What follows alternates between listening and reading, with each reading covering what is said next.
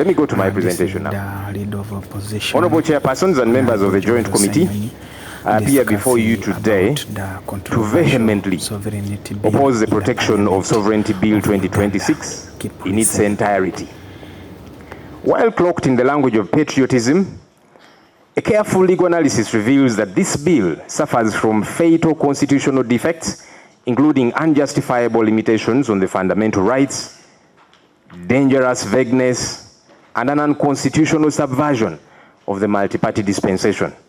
The sovereignty of Uganda was sold long ago when you engaged yourself in heavy debts which are supposed to be paid by our grandchildren, by our children. The sovereignty, you are slaves to other nations where you borrow money.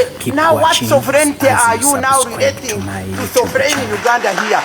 Go and fight the debt and free Uganda, and the sovereignty will be there. Please don't shut up and close Ugandans. Now, what is this bill doing? This bill is bringing restrictions into cross-border transactions, meaning that it is bringing restrictions on the inflows to this country. And we run a risk of reducing substantially bill which the is inflows into brought Uganda. in the parliament. And if we reduce this inflows into Uganda, passed, it means that our current account is even going to widen.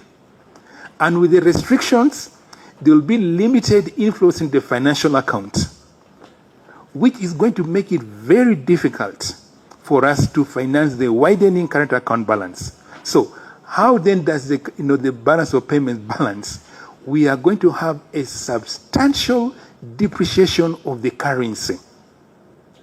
These are the Interreligious Council also against the sovereignty bill. I'm going for Opinions masters. from the If I'm civil going for my societies PhD because in my Uganda university doesn't have a against robotics the course, I am now branded as a foreigner. protection of This policy sovereignty. is bad because it shows me This that I bill do not is belong being in the country I was brought born, in the and I do parliament not of belong Uganda. here as a Listen, child of the soil. Keep watching, And it is because that this subscribe policy to is so my oppressive YouTube channel. that even when I want to come back, know more about where I come from. On the economic front, opponents warn that disrupting remittances, which support businesses, farming and jobs, could harm livelihoods, while religious leaders say proposed changes could also undermine faith-based institutions. The coalition is now urging Parliament to withdraw the bill and instead engage stakeholders in a more inclusive process.